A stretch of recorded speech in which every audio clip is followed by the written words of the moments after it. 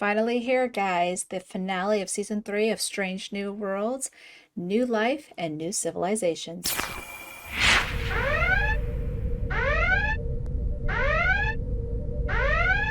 Don't forget, if you have not seen this episode, turn back now because there will be spoilers. Spoilers.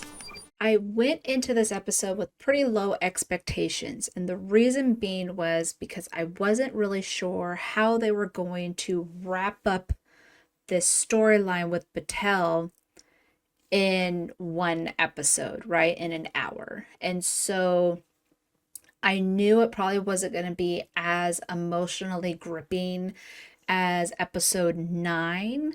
Now, it was emotional. I will give you that. There were some moments, there were some really good moments, and there was some low moments, but it wasn't an episode that I would probably rewatch again. And the reason being is just it was a little too confusing for me.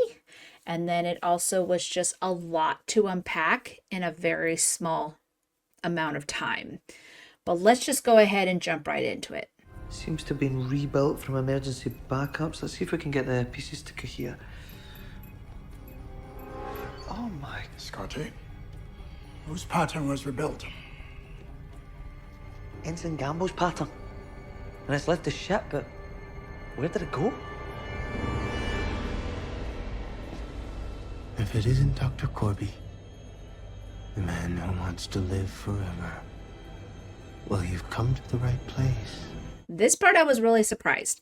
I wasn't expecting that the body of Gamble was going to return. So this Vesda, evil creature, evil being, was able to pick apart his pattern from the pattern buffer, recreate him, and transport out. As Spock said, he would have said that that never would have worked until now. And I still don't understand the technobabble behind all of it, but I probably don't need to, and that's fine. Suspension of disbelief, right? So, but this I was all like, man, like the poor ensign is being violated in more ways than one. Like it got killed in a horrific way, and then this evil being took over its body and was using his memories and all this stuff, and then this was kind of a last jab for M'Benga to have to deal with this again, especially to see him in Gamble's body, right? So, M'Benga was like, I'm gonna go down there, I have to. And that's why they went down with the away team, because they realized something was going on with Corby. He hasn't responded back, so something's going on. But it's just one of those things where I'm just like, okay, so what exactly does this mean, and how does this work with Batel? Because we knew that Batel, with the Gorn inside of her, basically knew what these creatures were. Ironically, though, it wasn't even just the Gorn DNA. It was also Una's blood and also being human. And there was a whole lot of factors to this. So there was just a lot to unpack in a very short amount of time. This is the result of the bioscan we took of the Beholder statue on Body 9. We didn't think to cross-reference it, because why would we? Christine, this is not the time. Look at this. These are Captain Patel's life signs. Right now. Well, you're saying Maria is somehow connected to the Beholder statue on Body 9? No. According to this, she is the statue. So here they discover that she is the Beholder. She is that statue that they saw, and because they were saying it's alive, but it wasn't alive, and they didn't quite understand it. And well, it's because it is, I guess, a magical being. And now I don't know if this particular guardian of these evil entities is supposed to be passed on the way it was, but for some reason all the pieces kind of fit.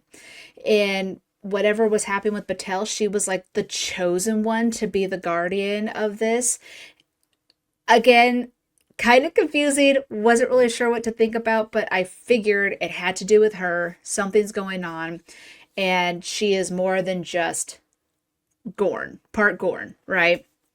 So, kind of all those theories of us saying of what happened in Arena was kind of being thrown out the window, and it was much more bigger aspect. I kind of got Wesley Traveler vibes, and the reason why I say that is because Wesley was chosen outside of his human form, right? He was able to understand and access what time, space, and thought actually meant. And even as a human, he was able to, you know, gain that knowledge and that power in order to do amazing things, in order to save all timelines, all humanity, all civilizations, everything with the other travelers, because they have to. They have to be those, you know, trying to keep the threads together, right?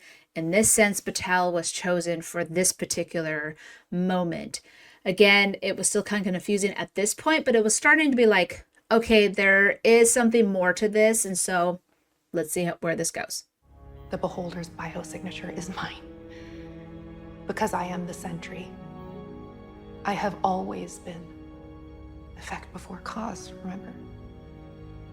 Everything that happened to me was so I could do this. So I could be this. So I could stand where I have always stood. It's my destiny.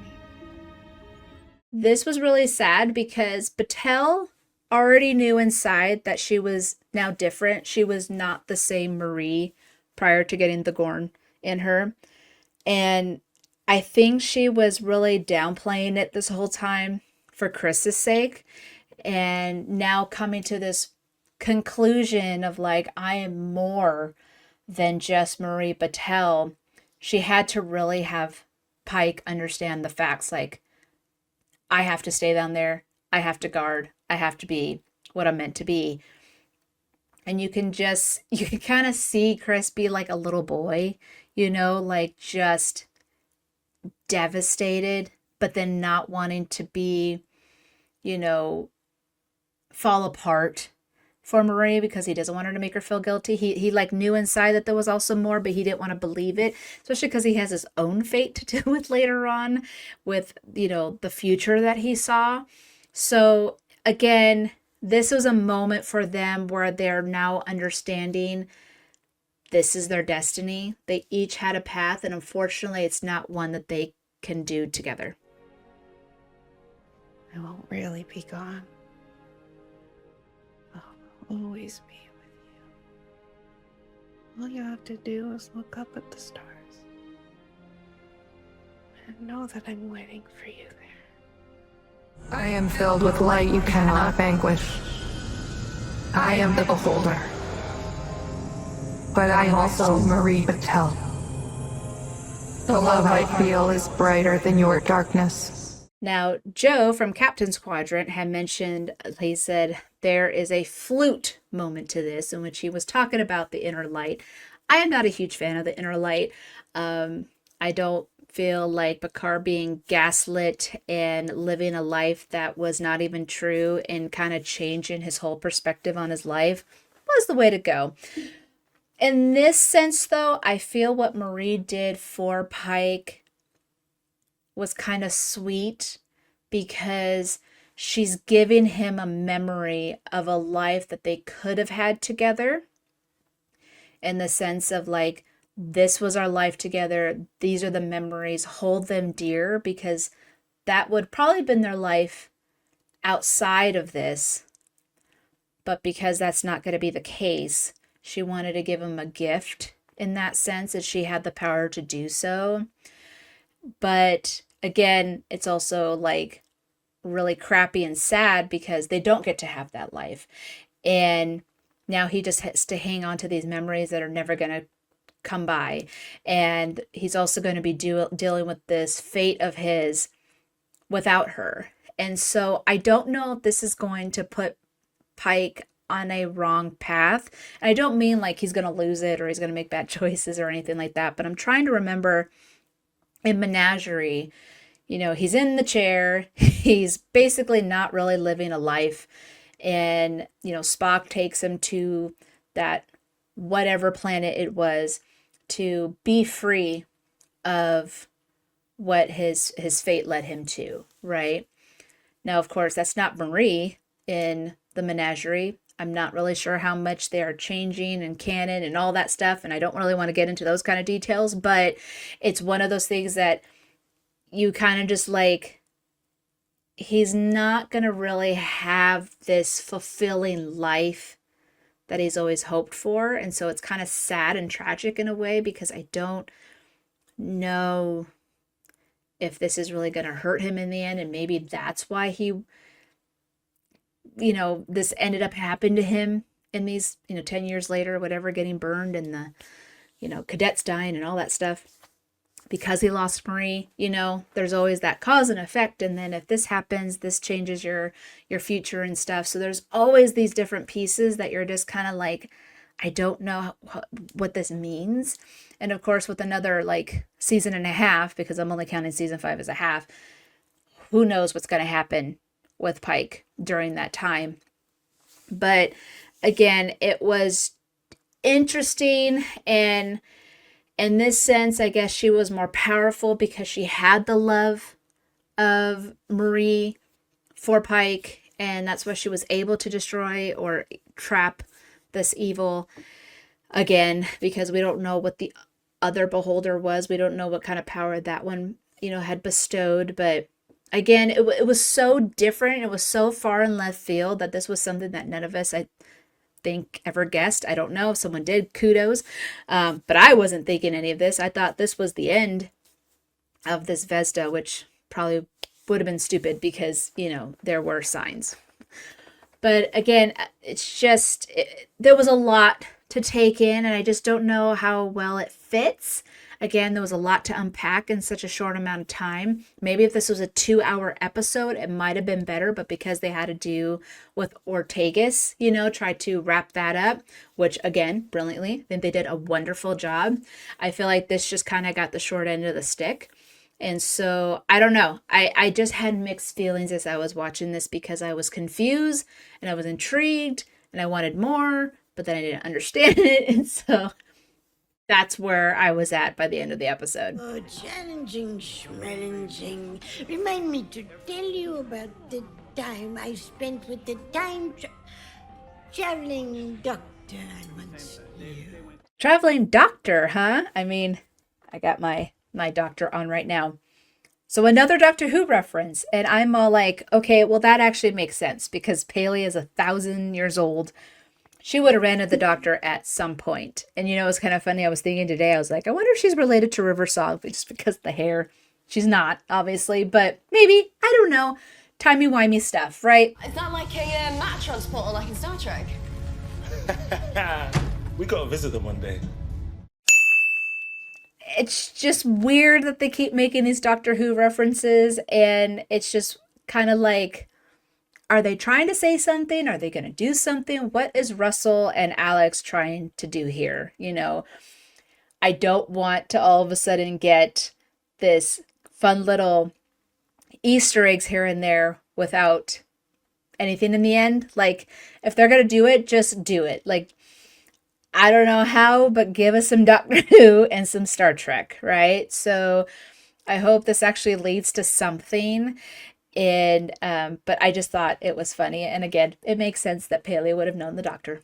So that's it. That is my thoughts for this final episode of season 3 of Strange New Worlds. And again, middle of the road. Wasn't really sure how to, take it, or how to figure it out. I'm still kind of confused. Again, it's not really an episode that I'll be like, oh, I'm going to go back and watch this. Again, it was so fast. There was even one moment in the beginning when they were trying to find Corby and all that stuff, and they just decided to walk right in. I loved how Una did that, because, Uhura was like, last time we did this, we almost died and got trapped and all that stuff. Una's like, peace, and she just did it, because she's kick-ass like that. But then when they got up there, there's Corby, and he's fine. And I'm just like, okay, that was quick, I guess they're just trying to get through the story. So that's why it felt a little weird. It felt a little rushed in some parts, and trying to give us this moment with Marie and Chris was great. Did it fit? I don't know. It's, again, Some people love it. Some people are like, I don't know. And I'm kind of that I don't know portion. So for my final rating, I'm going to give this a 2.5. Let's just say Patels. 2.5 Patels. Okay. And because pretty much we're never going to see her again. I'm going to state that right now, unless she makes an appearance at the end of season 5 and he's the one that she dreams about when he gets burned. I don't know how they're going to do it, but this is the end of Marie. So 2.5, middle of the road, kind of indifferent. It's one of the lower episodes for me. I was kind of like, oh, maybe a 3. I don't know. It's just, I just didn't have fuzzy feelings for it like, some people did. And that's fine. I think there was some great moments though in season 3. I really enjoyed a lot of the stories that they did. I did enjoy a lot of the moments that they did. So season 3 was very good. I'm not going to say that it was bad at all. But again, it's one of those things where I'm just kind of like, the ending happened and I'm just wondering where it's going to go at this point. So let me know what you guys thought. Comment below. Don't forget to like this episode. And if you haven't yet, don't forget to subscribe. And thank you guys for watching these reviews of mine here on YouTube. And thank you to my Admiral Patron members who got to see my live reaction to the episodes and also seeing me bawl my eyes out in some of them. And yeah, I hope you guys had a good time. Don't forget to meet me here every other Friday for a new episode live here on YouTube at 5 p.m. Pacific Standard Time. And again, guys, that's it for Strange New Worlds. I'll see you next time. Live long and prosper.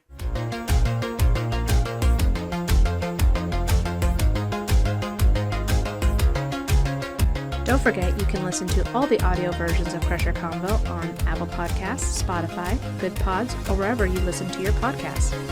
You can support the podcast by buying merch on TeePublic, buy me a coffee by scanning that QR code, or becoming a Patreon member for as low as $3 a month. But the best way to support Crusher Convo is to like and subscribe here on YouTube. You can also find me on Blue Sky, Instagram, Threads, or TikTok, so please follow me there. And of course, all this information can be found on crusherconvo.com. Crusher out.